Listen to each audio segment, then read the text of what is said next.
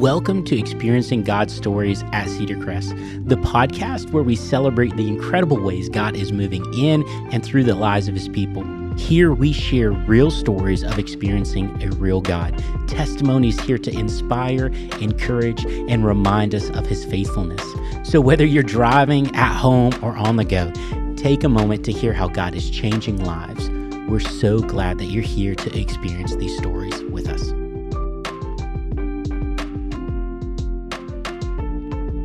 Hey everybody, and welcome back to another episode of Experiencing God's Stories here at Cedar Crest. We've got another story for you today. I'm excited about it. Maybe Miss Melissa's not too excited. I think she feels like she got roped into this a little bit by Miss Linda, But why don't you introduce yourself, kind of tell us who you are. Okay. I'm Melissa Shackelford. I have been a member here of Cedar Crest since 2004, and Brother Greg gets me roped into all kinds of things, and so here I am with an Experiencing God's Story, and really all I want to do is share how God has worked in my life and help other people to understand that He can do the same in theirs. I love it. So give us a little backstory on where were you when I texted you about would you do this? So I'm sitting there eating lunch with Granny Getch, also known as Linda Getchell in the church. She has been my mentor in my life for years, since before I had children, since before I was pregnant with children. And so I was eating lunch with her. And if you watch this podcast, then you know that she has done an episode of this podcast. And so as I'm sitting there and we're talking about her doing the podcast, I get a message from Austin Prince, and I'm like, uh-oh, what is this? And I just looked up at her and I said, this is your fault. I believe it. Yeah. It's her fault and Pastor Greg's fault. Yes. So we'll blame them. So let's go ahead and just dive in. So you've got an Experiencing God's Story that might go back a little bit further than maybe these past 5 weeks. So let's hear it. What's going on? I know it revolves around a Good News Club and Pastor Greg and, oh my goodness, all kinds of stuff. So let's hear it. Okay. So I'll start at the beginning. Probably about 2 months ago, we knew we were about to be approaching Experiencing God. I'm pretty sure at the time that it started. But as most of you know, Cedar Crest does host a Good News Club.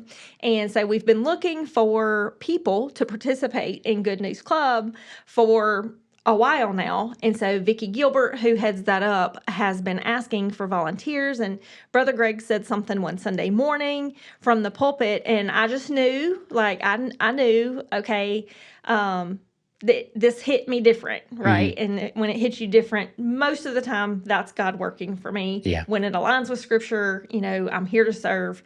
It's what He calls me to do.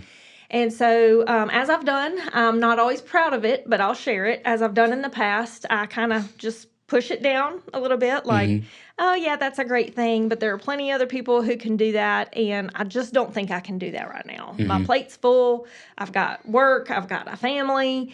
Got a lot of things going on, and I just don't think I can make that happen right now. And so go a couple weeks and something's mentioned again and again, it hits different. And I know, okay, this is it. And so at that point, I even went and spoke to Vicki about it. And I mean, this has been a couple months ago. And I spoke to Vicki about it. Hey, what's involved? Like, what do you have to do?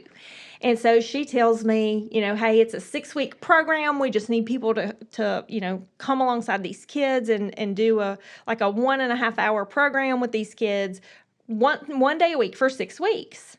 I'm like, okay, well, I'm going to see if I can make that happen. And so I walk off from there, and it's still there as it is, but I'm like, I want to, God, I really do. I just don't think I can right now. I travel a lot for work.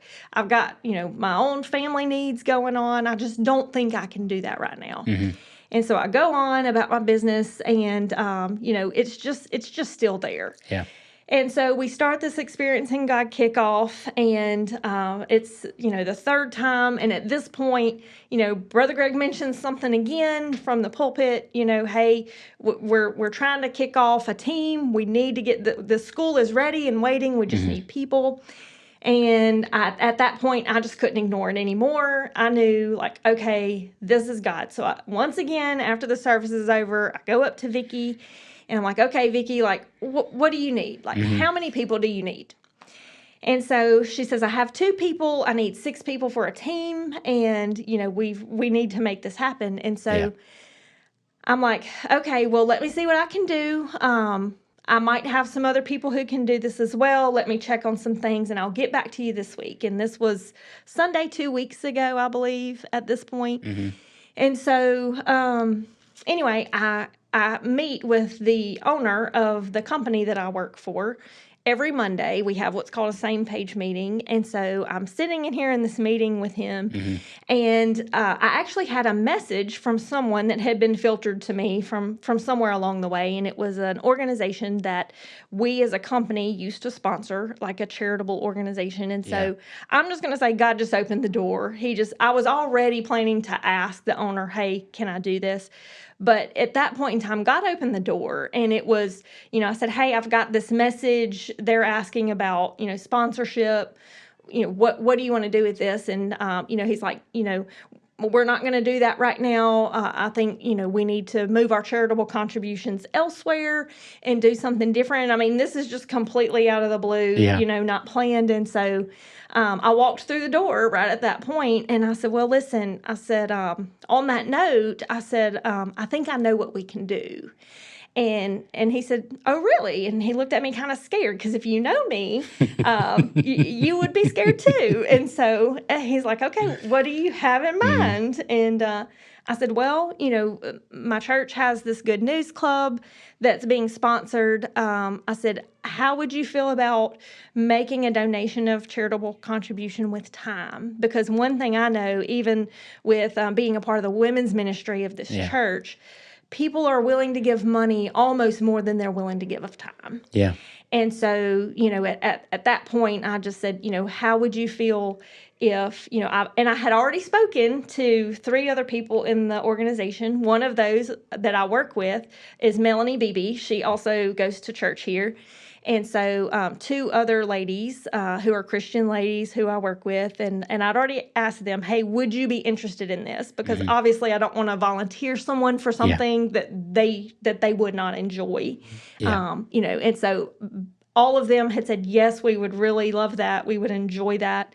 And so I asked him, I said, well, how would you feel if I took 3 other employees and myself? And these are, high-level employees as well. So Melanie's our HR director, Darlene is our controller, and Caroline is our director of estimating. So, I mean, these are very highly valuable time member employees. And I said, how would you feel if I took them and we fulfilled this need at Claiborne Elementary School in West Monroe, and we just gave of our time 1 day a week for the next 6 weeks?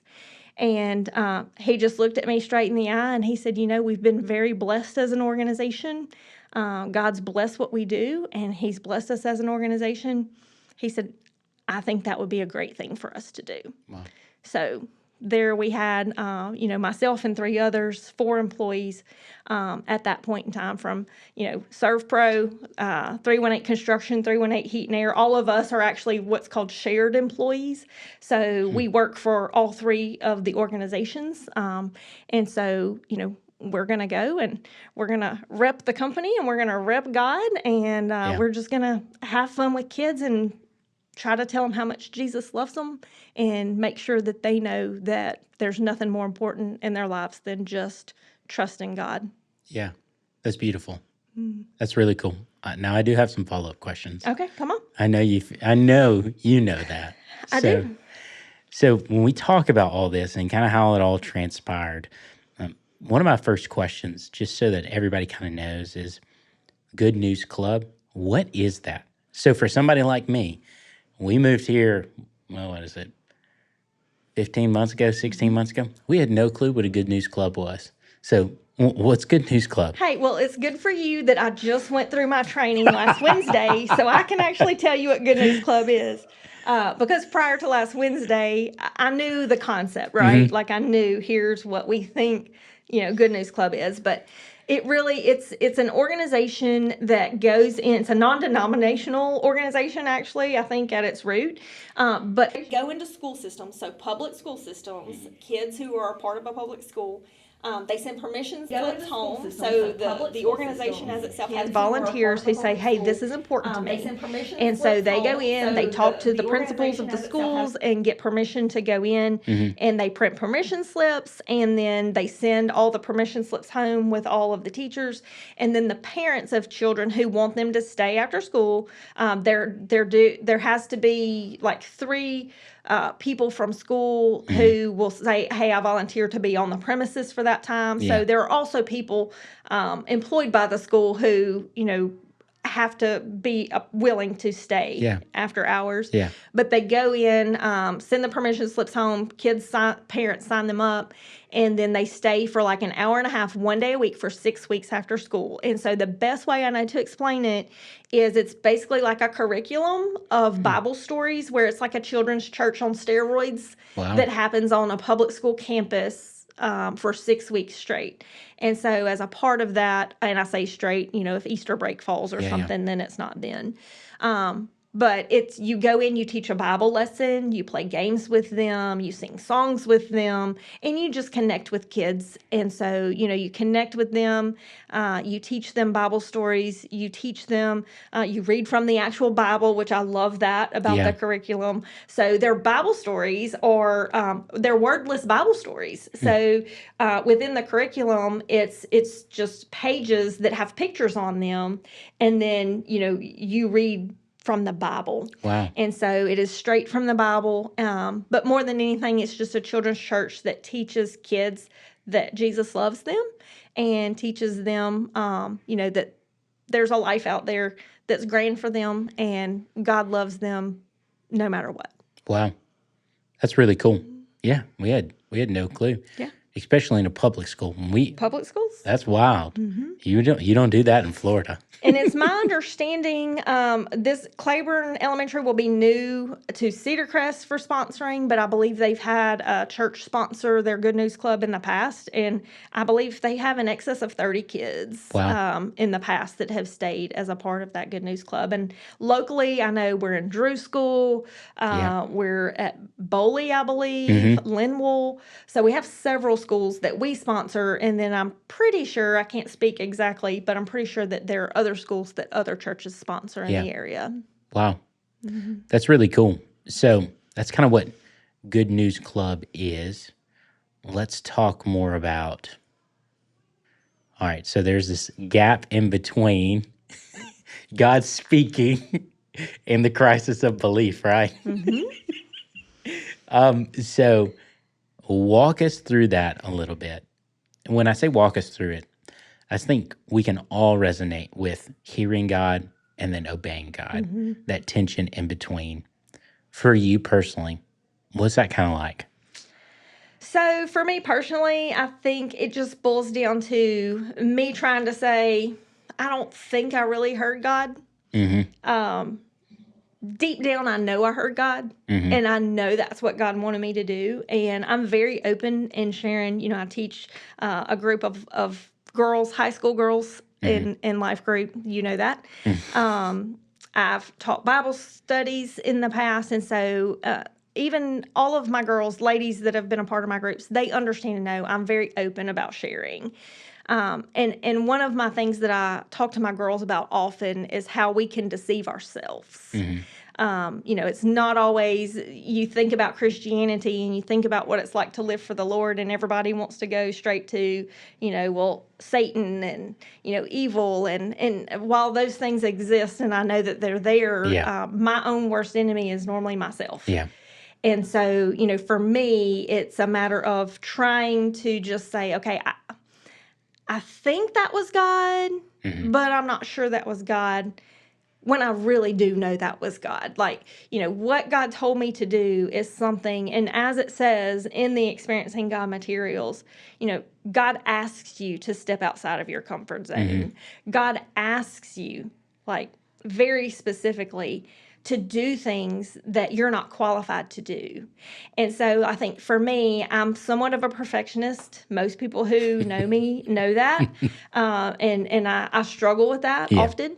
But it's truly a matter of, I'm not going to do this in my own strength. And so I think I sometimes deceive myself into saying I can't do these things because there's not enough time, or I can't do these things because you name it. And we all do it as people, as Christians.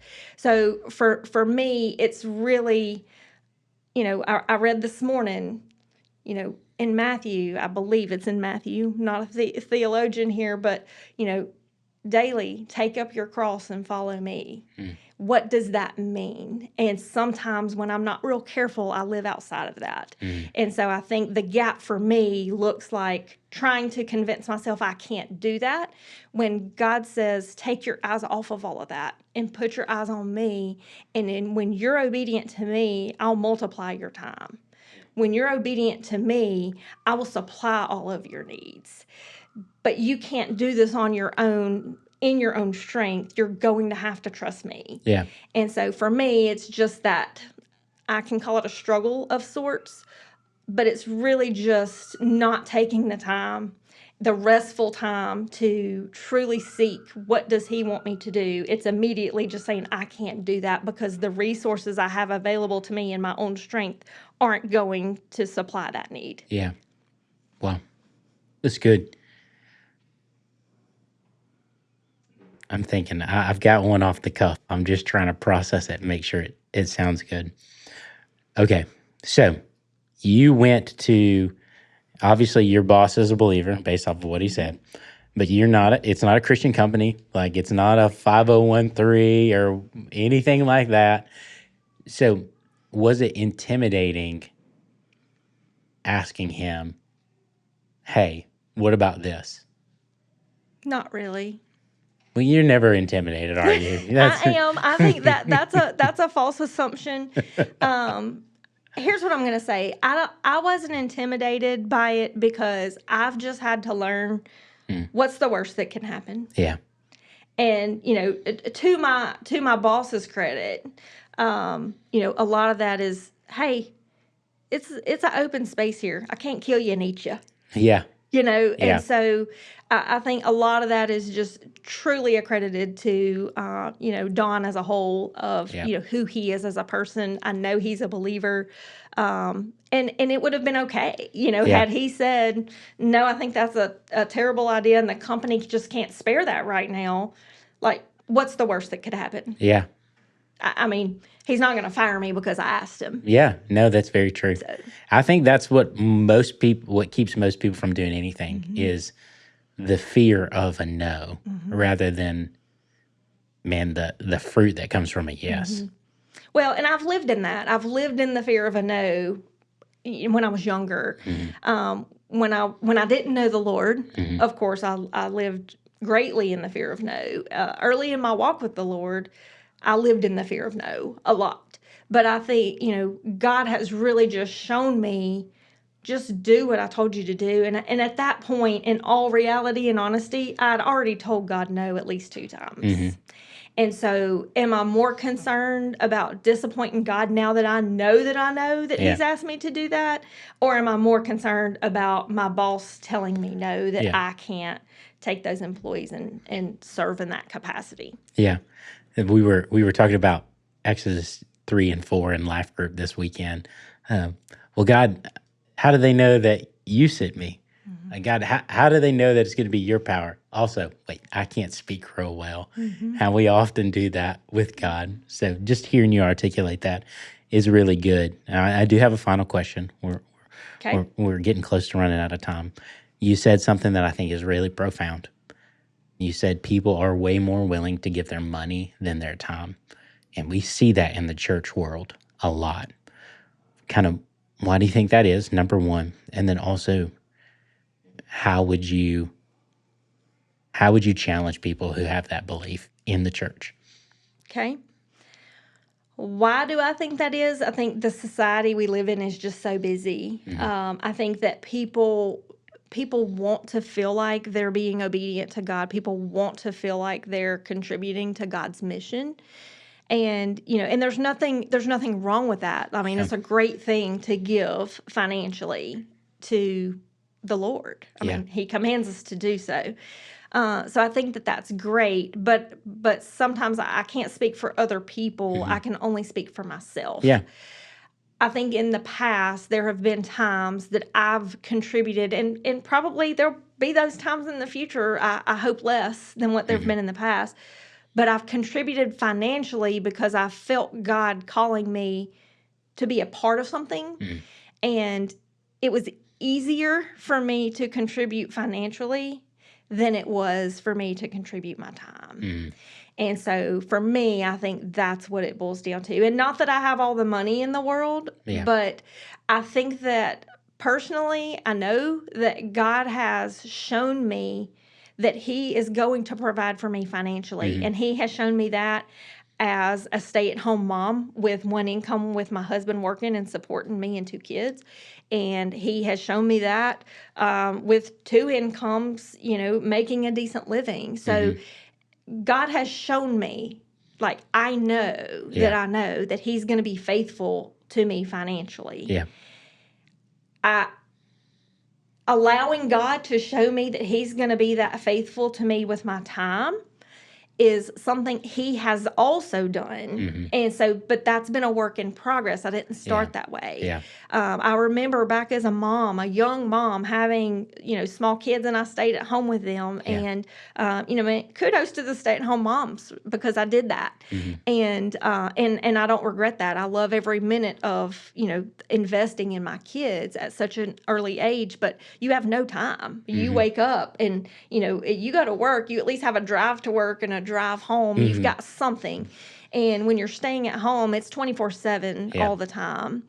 And I loved it. But what I learned, I would get up early in the morning to have my quiet time with the Lord, because I'm kind of a rule follower too. And so in my early Christianity, I tried to live for the Lord based on following the rules. Yeah. And so I've had lots of lessons over the years. But, to come in and say, okay, I remember waking up and saying, okay, I'm going to get up at 5 a.m.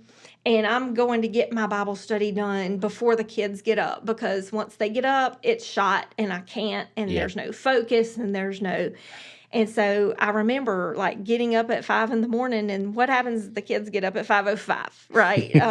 So it's just one of those things where I remember just getting real with the Lord and just saying, Lord, I need this time with you, and I'm trying to have this time with you, and I don't know what to do, and I don't know how to do this, and God just showed me, just do what I tell you to do, and I will multiply your time.